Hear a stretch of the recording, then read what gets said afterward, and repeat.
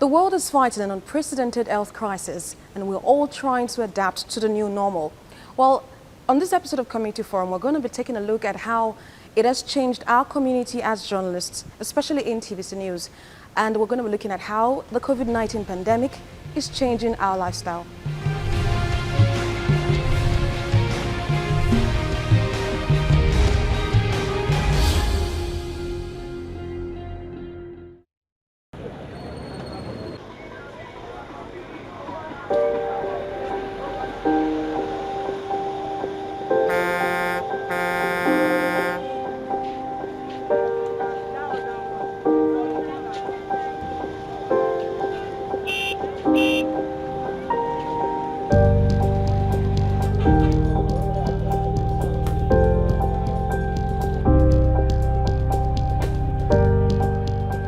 During the time of crisis, such as the current coronavirus pandemic, it is even more important that the public have access to reliable and timely information, and journalists have a key role to play.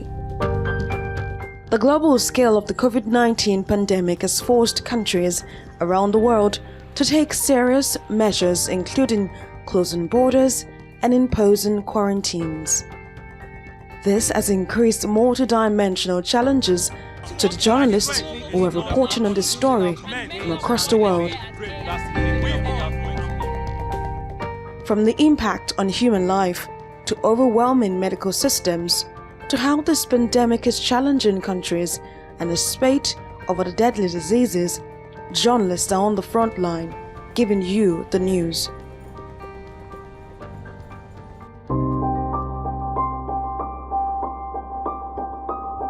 So this is the story of our community, the TVC News community, which we hold dear.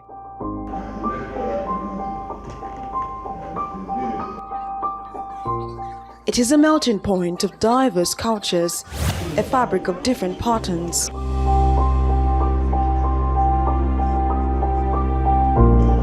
Though apart, we are one because of technology.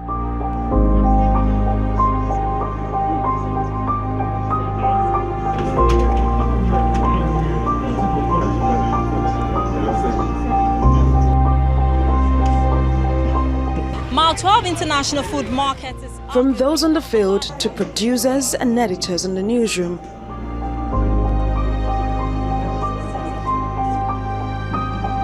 to the anchors, to those in the different bureaus, every single person is at risk, but we must continue to keep you informed.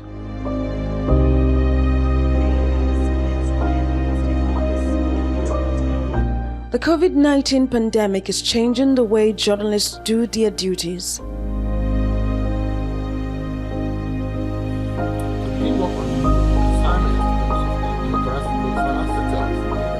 Journalists across the globe face a lot to report the coronavirus pandemic accurately and safely.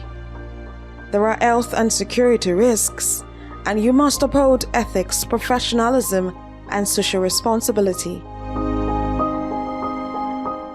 The COVID-19 pandemic has come with a new culture, a new system, and a very big challenge for the camera person. For the TV station, really, the camera person is always at the forefront of getting that, shot that the reporter, producer, or whoever would love to use for his news or program. So for us, really, as camera persons, it's more like war.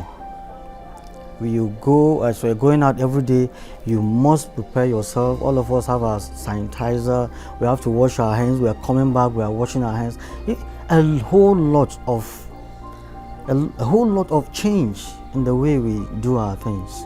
You are very careful who to touch, who not to touch, because before we used to change, like, oh, hold this microphone for me for an interview, but now we don't do that anymore. It has to be your reporter.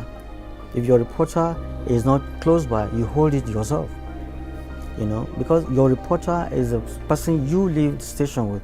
You are well prepared together, you know yourselves, you go to the event and then you cover. It's been challenging, really. Reporting on COVID-19 means you have to be safe, and many have been taking precautions as this is an uncharted territory.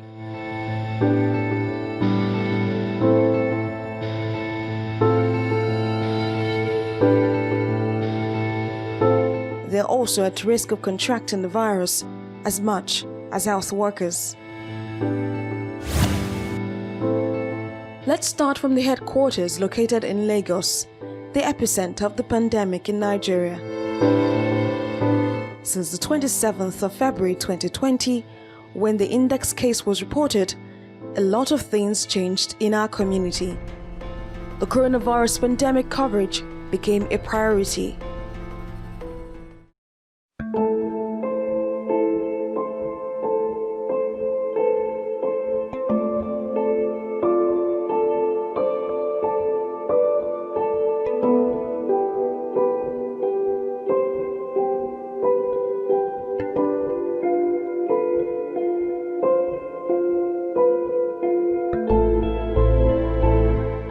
Safety protocols have been activated, and even the exchange of pleasantries has assumed a new dimension.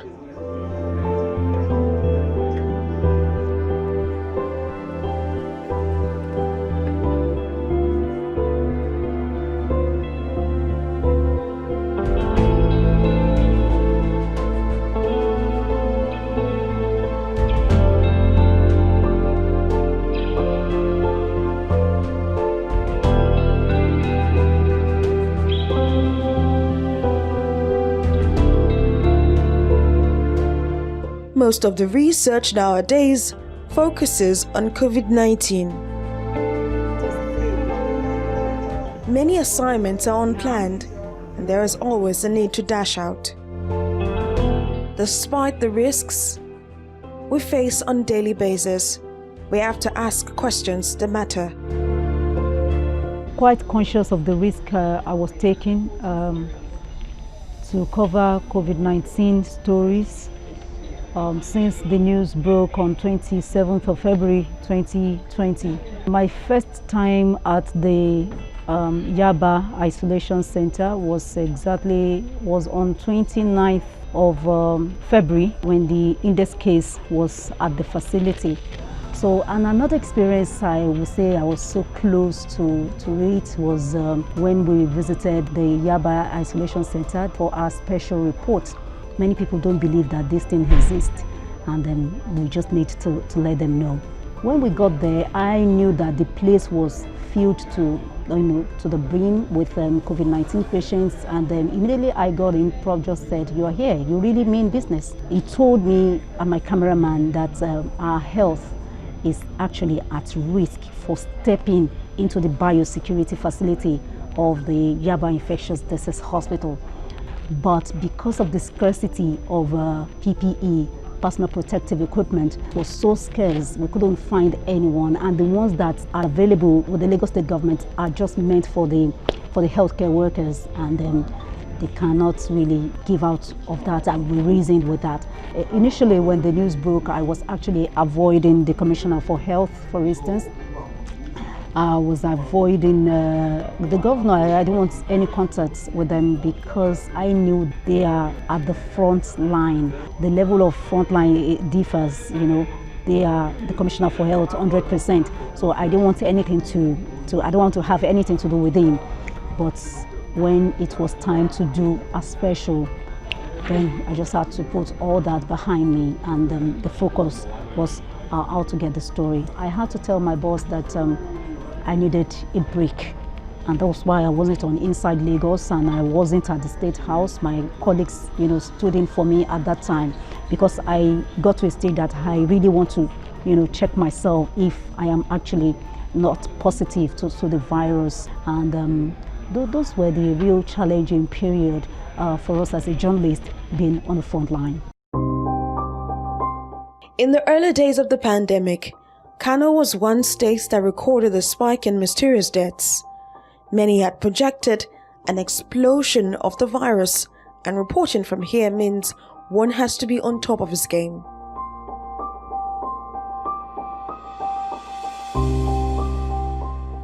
Correspondent Ibrahim Issa tells us his experience reporting. Well, covering COVID-19 is a bit Herculean. It has been a very difficult task because you are going to the field to cover a story that you don't know whether those you are going to meet have contracted the virus. So it was a bit difficult. You have to abide by the protocols laid down by health professionals by covering your face with a face mask and using hand gloves, and as well doing all other protocols of social distancing. As a journalist, you've gone to the field and you want to make interviews. We had to use different gadgets like the poles that we connect to our mics to create a lacuna, a gap between you and those you are interviewing. So it has been covering the story, telling the story with something new. Those activities made the job even more difficult. You go to the field, you mingle with the people, then you come back to your family thinking whether you have contracted the virus, gathering the fact that you have fear when you go out. Then the coverage of COVID-19 has introduced so many modes to the job entirely. You have to maintain social distancing, you have to wear a face mask, wearing the face mask with difficulty, and then wash your hands regularly. Your equipment also needs to always be disinfected. So covering COVID-19 generally is something that we have been doing. It is actually a very difficult thing covering COVID-19. Recently I was in the isolation center to report on what is actually going on at the isolation center, and it was really a very scary moment for me and my cameraman. We had to use the personal protective equipment, and that was when we come to realize that even those medical personnel using those PPEs are actually doing well. It was actually something that one can never imagine how difficult it is to breathe with the goggles on you, with the face masks on you. Some double the face mask. The hand glove is double. You have your clothes on and you have the PPE on you. You go into a hall, you breathe difficultly. You ask questions looking at those who are already positive, who are on ventilators, who are currently at the intensive care unit. It was actually a very difficult thing. It was scary, but you have to go extra mile as a frontliner to report to the people. This is actually what is happening. It was actually challenging. Sometimes when you go in search for information from authorities, some think that you are those ones that are actually spreading fake news. So at some point we had that challenge. Even though we have no option, we can't stay at home, but we have to stay safe. We have to go out to find whatever that the people are expecting, and then we put the story to them to show them this is exactly what is happening. Still battling an insurgency that has rocked parts of the northeast for more than a decade, Borno State is the worst hit. A large number of displaced persons and camps are in the state, and physical and social distancing remain a challenge. Grappling with the incessant attacks by Boko Haram insurgents, working as a journalist here in the midst of the coronavirus pandemic can be tough. Working as a journalist, especially in the midst of the coronavirus pandemic, is really taxing. While other people stay at home to ensure that they keep safe, they protect themselves from the virus, I go out every day to ensure that I keep them abreast with series of happenings around them, especially the coronavirus pandemic. After the news of the index case in Borno State, people have been thrown into a panic mood. Everyone was afraid. I was also afraid because I'm like any other person. How I protect myself when I go out for coverage is I make sure I wear my face mask, I use hand sanitizers, and use my hand gloves. I make sure that I don't keep my microphone on the ground. And some of the challenges I face was sourcing news. We get news from NCDC officials and government officials, and during the pandemic they are indisposed, and you have to keep people abreast. You have to keep people up to speed on the coronavirus pandemic, and sometimes you call the government officials, they don't pick your calls, and people want to know what is happening. All our reportage was focused on the coronavirus pandemic. You know, Maiduguri has its own peculiarities. We have influx of people in the state capital, talking about the IDPs occasioned by Boko Haram insurgents. In the IDP camp, there is no room for physical distancing, considering how people live. They live in cluster. In a tent, you find 3 to 4 families, and in an IDP camp, you find more than 50,000 IDPs living in a camp. So observing physical distancing was a problem in the state.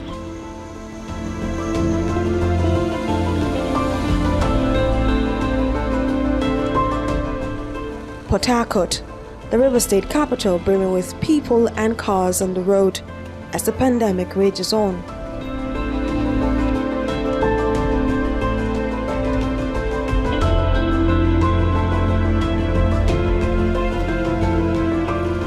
How those reporting from Port Harcourt feel at this critical time of combating misinformation, providing public health updates, and providing information to help deal with the virus impact.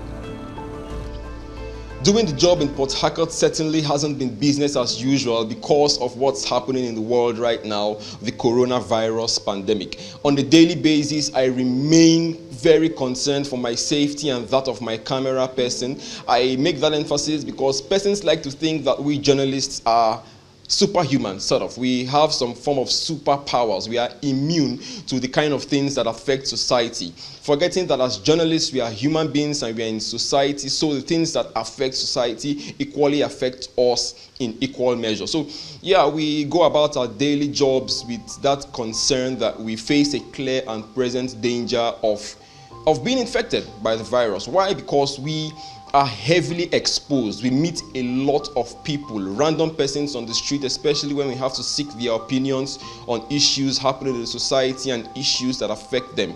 Also, we are very much exposed to medical facilities that are in the forefront of the fight against coronavirus. We've had to visit the University of Port Harcourt Teaching Hospital that has a treatment and testing center and as well as an isolation center. We've also had to visit, in the course of the job, the River State University Teaching Hospital, which also has a similar facility. Of course, in same vein, we've had to visit an interview and interact with medical professionals and medical personnel who have one thing or the other to do with the fight against coronavirus. So we have been very, very exposed in the course of doing the job. So that gives us a whole lot of concern. Interacting with so many contacts daily is a must. And there comes with the issue of harassment, stigma and discrimination. Stress, anxiety are indeed real consequences of fighting and reporting this pandemic. Anybody that tells you that he faces danger and is not afraid is probably lying or probably has a serious medical condition. The truth is this: you get scared. And you know, courage, like they say, is not the absence of fear.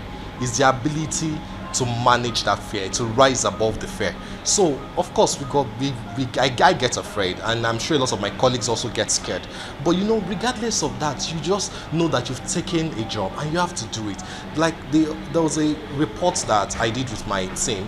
We went to an isolation center where there was protest, and we found ourselves in the midst of people that were positive. We didn't know. We were just informed that there was a protest going on. We had to go there and cover it. While we were there in the midst of them, we found out that some of them were positive with COVID-19. So we had to deal with that. So naturally you get scared. Naturally you get worried. Sometimes you also feel like, is it worth it? Is the risk commensurate with the reward? After doing that story, we got a lot of feedback from people who commended us that we did a good job. But we also got a lot of backlash from influential people, government officials, a lot of acrimony, a lot of insults. So it's bittersweet. I almost put myself in self-isolation because I was worried that it's possible that I could have contracted disease. Despite the fact that we had face masks, we had sanitizers, we had all the protective gear we could have as civilians. We had almost all those things and we took all the precautions. But yes, we get scared, we get worried. But even after that case, aside from the COVID-19, that report, we've also gone to the under isolation center that was set up for transit, people in transit. We've had to deal with a whole lot of things. So the fear is real, the concerns are real. So we've had situations even when people have attacked us physically. People have threatened us, people have tried beating us up. So these are part of the job and we just have to learn to deal with it. But we also wish that the public knows what we go through to bring them this information. When they sit down in their houses or watch their TVs or listen to their radios or read newspapers, they have to also realize that there are some people out there that are putting their lives on the line, that are taking risk to get them this information. Nothing in the world today is more important than our common fight against COVID-19. And that fight starts with spreading accurate and up-to-date information and insights. And when all this is over, we will all rise like a phoenix from the ashes, stronger, better, and more resilient for the future we hold dear.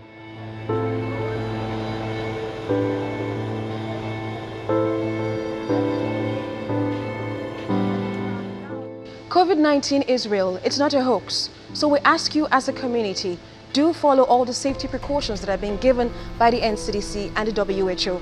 That wraps it up on this edition of Community Forum. Don't forget, you can watch this episode, previous or subsequent episodes on our YouTube channel. You can also get in touch with us and invite us to your communities on the social media platforms displayed on your screen. Many thanks for watching. I'm Sarah Yuku. I'll see you next time. Stay safe.